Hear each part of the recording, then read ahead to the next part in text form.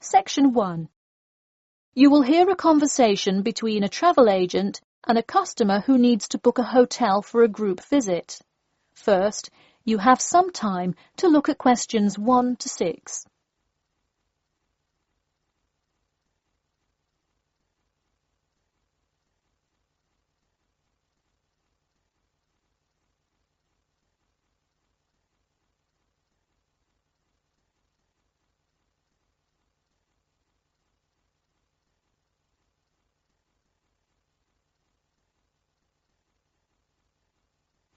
You will see that there is an example which has been done for you. On this occasion only, the conversation relating to this will be played first. Hello, Elite Travel. This is Emily speaking. How may I assist you today? Hi, I have a group visit to plan, and I wonder whether you could help me decide on which hotel to book. I've narrowed it down to either the Winchester, the Royal Hotel, or the Star Hotel. I'm wondering if you have a recommendation. I would be happy to help. Those 3 are excellent choices. If everyone is booking hotel rooms independently, an easy way to do it is online booking. The Star Hotel offers online bookings at no additional charge. It sounds fine. The woman says that the Star Hotel offers online bookings at no additional charge. So, choice B has been written in the space. Now we shall begin. You should answer the questions as you listen, because you will not hear the recording a second time. Listen carefully and answer questions 1 to 6. Hello, Elite Travel. This is Emily speaking. How may I assist you today? Hi, I have a group visit to plan, and I wonder whether you could help me decide on which hotel to book. I've narrowed it down to either the Winchester, the Royal Hotel, or the Star Hotel. I'm wondering if you have a recommendation. I would be happy to help. Those 3 are excellent choices. If everyone is booking hotel rooms independently, an easy way to do it is online booking. The Star Hotel offers online bookings at no additional charge. It sounds fine. Yeah, and you can even book the gorgeous sea view rooms if you act quickly. I'll consider that. It would be great since we're mostly first-time visitors to the area to get a nice view of the water. Now, are there handicap-accessible rooms? Yes, all 3 options have access for the physically disabled. Great. I should also mention that we'll be on a tight schedule, so we won't have much time to go out for meals. Which of these hotels serve food? There is a limited continental breakfast menu at the Star and at the Winchester. For a full restaurant and room service, the Royal Hotel is your best bet. Oh, wonderful. Could you tell me more about the restaurant? Absolutely. In the morning, there is a gourmet buffet or a la carte item, and after 11 a.m., lunch is served in the dining room. Dinners are in a nice, low-key but high-quality setting in the hotel's private dining room, and Fridays feature the house jazz band. How lovely. Is there a group discount? No, sorry, not at the Royal Hotel. Let me check on the others, though. Could I place you on hold for just a second? Sure, thanks. It looks like there is one at the Winchester. 15% off when you book 8 or more rooms. Really? Sold. We'll book at the Winchester. Wait, is it suitable for children, though? We'll have a few little ones in our group, and it would be great to have a way to keep them occupied. Yes, in fact it has a play place that kids just love, with slides and swings and everything. Definitely a good hotel to bring the kids. Okay, great. Before you hear the rest of the conversation, you have some time to look at questions 7 to 10.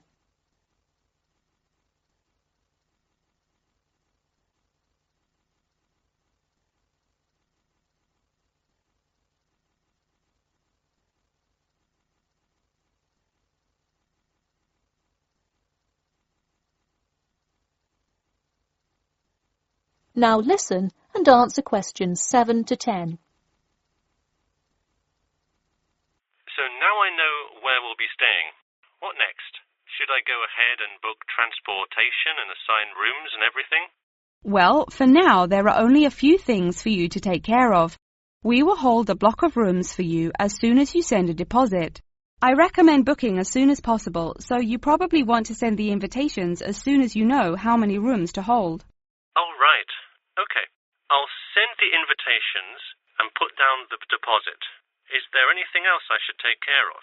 Great. And don't worry about this now, but sometime before you arrive, do let us know if you'll be requiring our transport service to and from the airport.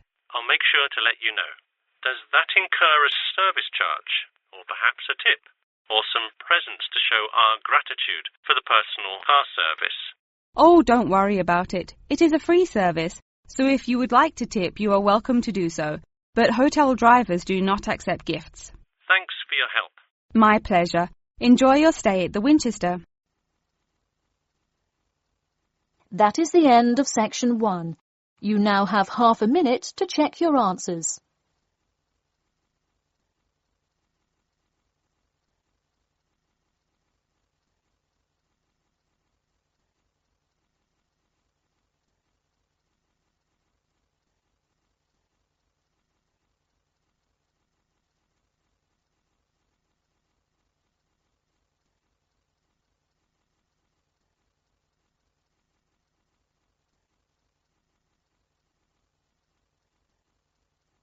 Now turn to section 2. You will hear a talk about the 11th Annual Durham County Car Exhibition. First, you have some time to look at questions 11 to 16.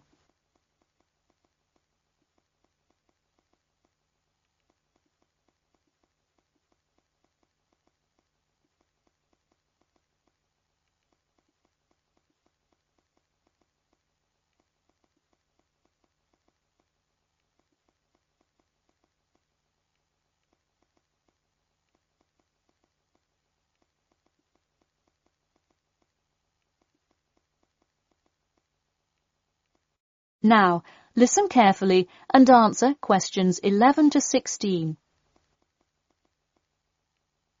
Ladies and gentlemen of Durham, start your engines. Skip Gordon here, inviting you to the 11th Annual Durham County Car Exhibition. That's right, it's that time of year again. Mark your calendars.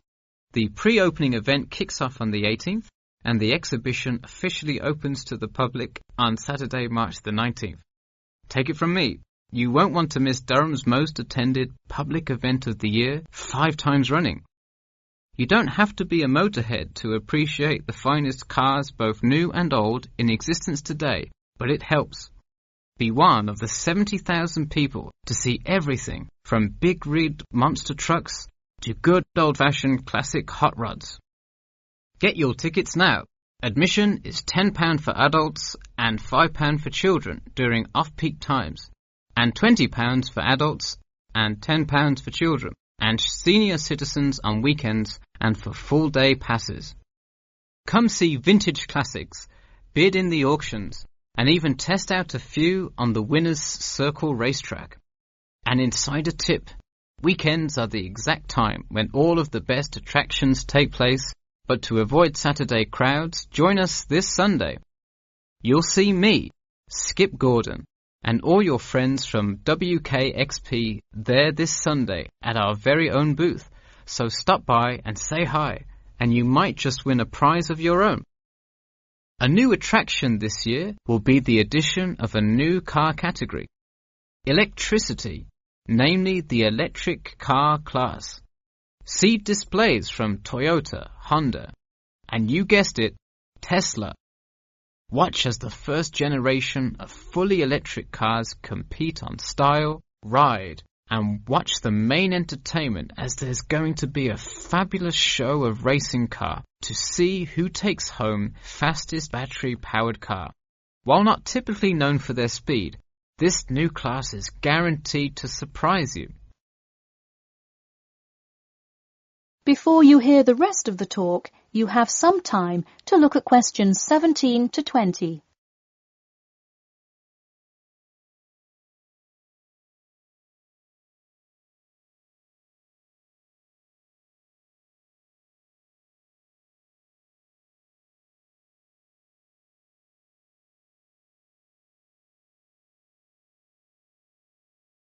Now listen and answer questions 17 to 20. Get tickets before they sell out. Last year's tickets sold out fast, so we upped the attendance this year. That's right, more seats. But don't wait. Act now and save. That's right, if you buy your tickets before this Friday, you'll get 2 for the price of 1. That's right, 2 for the price of 1. And don't worry, kids. Just like last year, there's something specially for you. Wreak havoc on the road with the Kids Crazy Cars ride, and then race around the Tiny Tykes track in your favourite child-sized race car. Meanwhile, Mum and Dad can take a spin in a ride a bit more than their size. We're rolling out a massive dirt track so you can get behind the wheel and test drive something a little more adventurous. Put the pedal to the metal in a 4x4 SUV as you go over bumps and navigate through twists and turns. You'll want to buckle up. You heard it here. Act now to get in on the fun at the Durham County Car Show before it's too late. Come for prizes, good prices, and good old-fashioned family fun. We had a lucky draw for a new car last year, but this year our main event is the Monster Truck Rally, where one lucky fan will win a chance to experience the thrill from behind the wheel, well, next to the wheel, as they ride with legendary driver Smash Tate. Feel the speed firsthand and talk to a living legend in a true, once-in-a-lifetime opportunity. For tickets, go online to www.durhamcountycars.com or call 1-888-CAR-SHOW now. We'll see you there, and always remember to buckle up. That is the end of section 2. You now have half a minute to check your answers.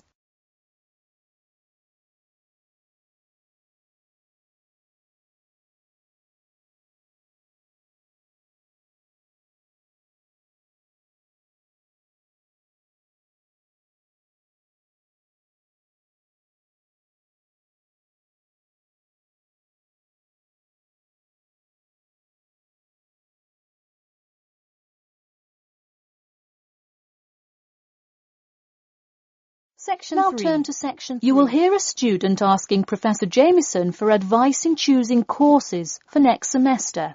First, you have some time to look at questions 21 to 23.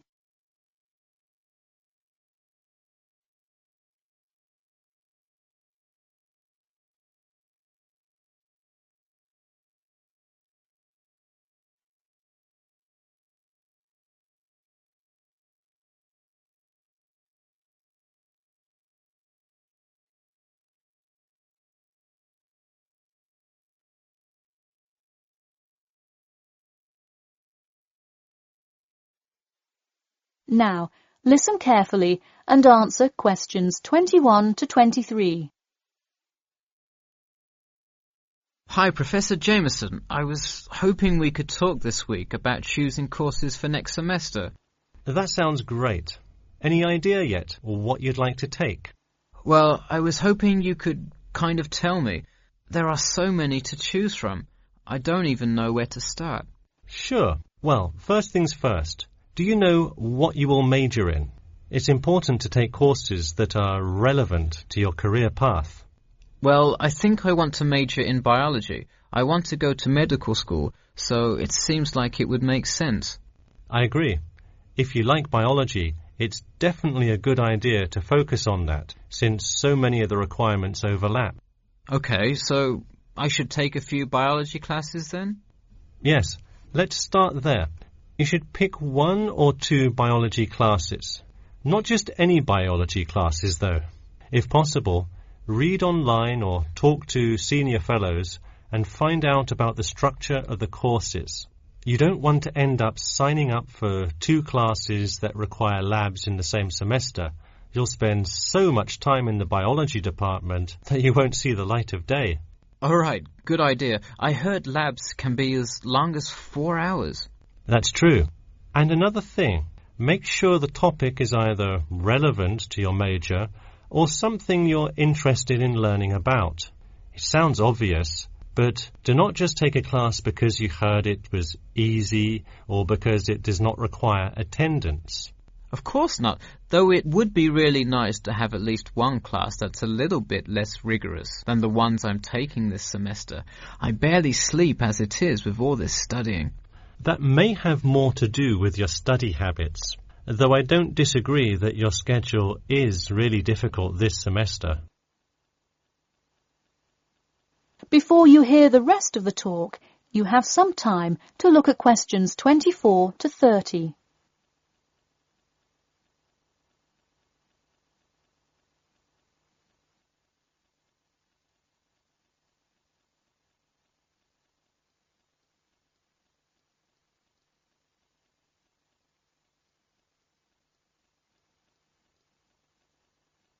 Now, listen carefully and answer questions 24 to 30.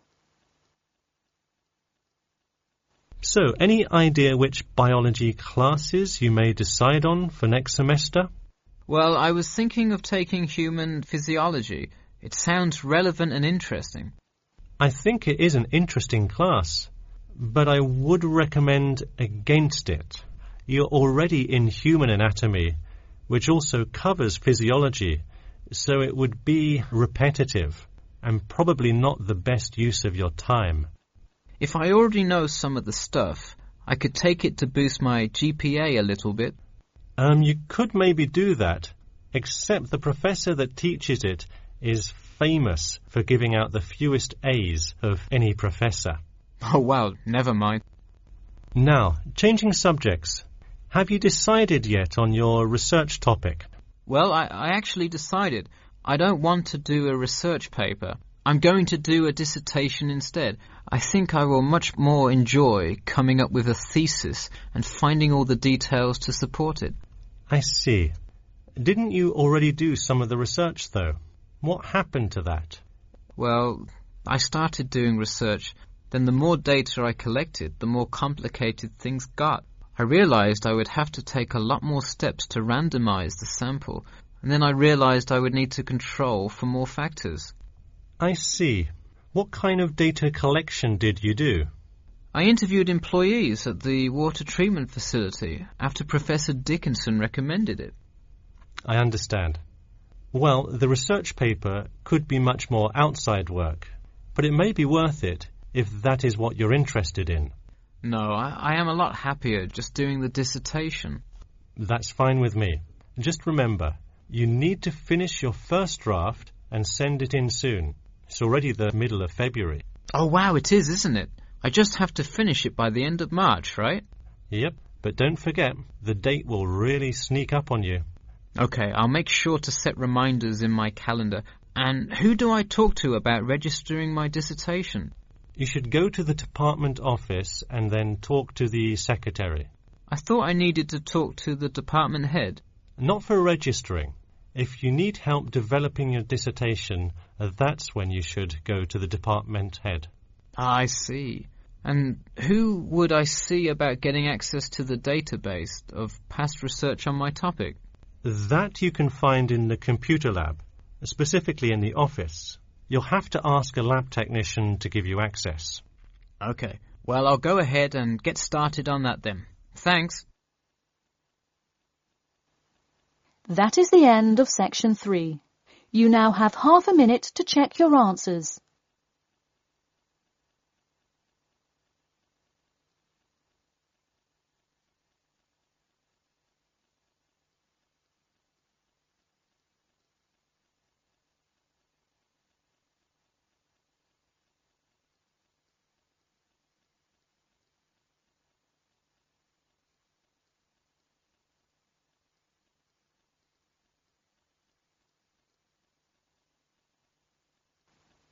Now turn to section 4. You will hear part of a lecture about the role of sleep in humans and animals. First, you have some time to look at questions 31 to 40.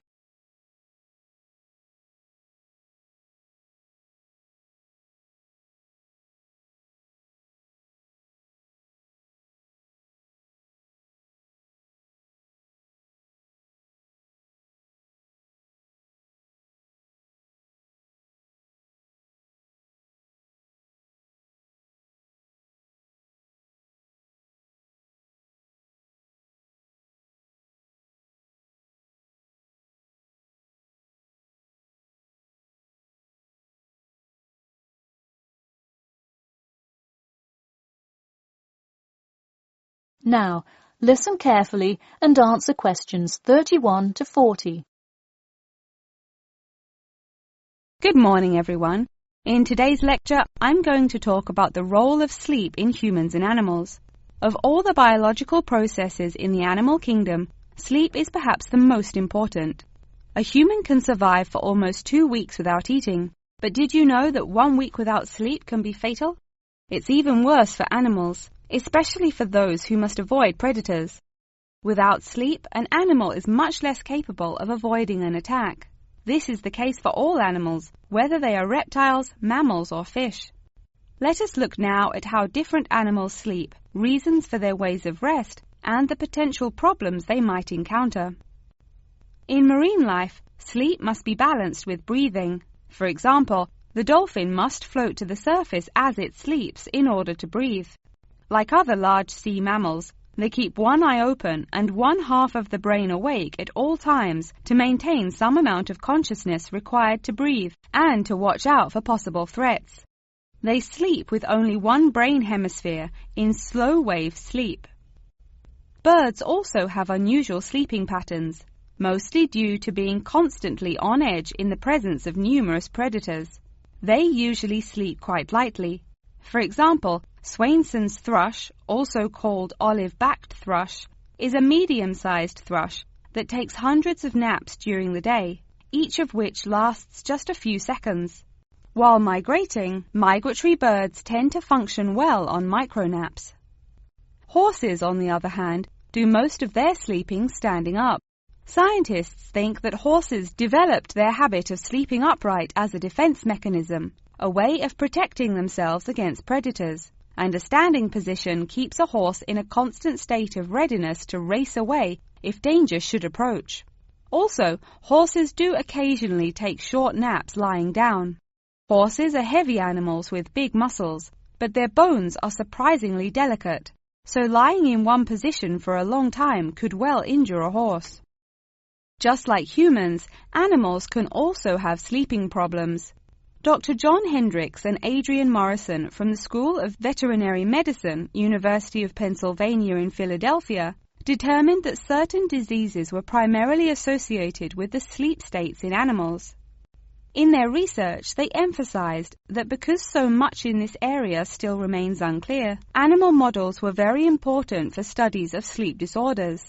The physiology of sleep in animals is similar to that of humans.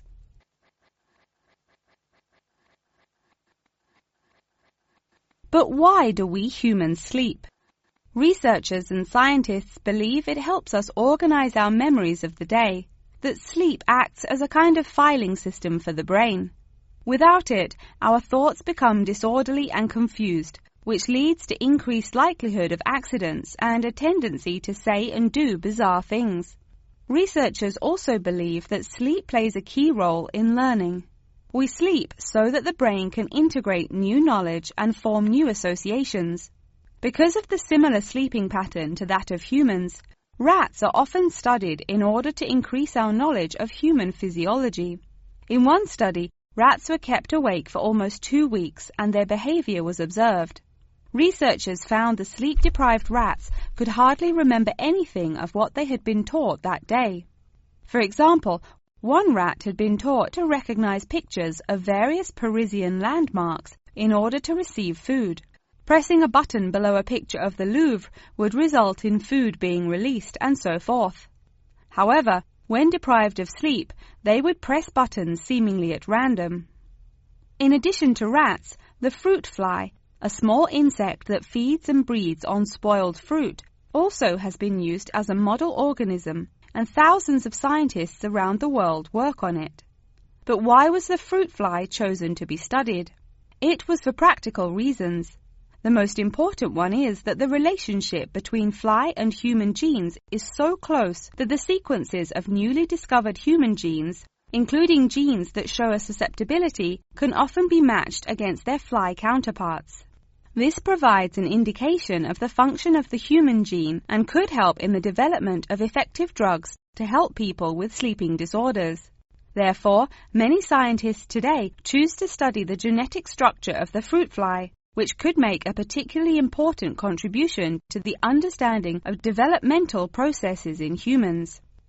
In conclusion, sleep is a necessary part of life, not just for humans, but for the entire animal kingdom. Now, I'd be happy to answer any questions you may have. That is the end of section 4. You now have half a minute to check your answers.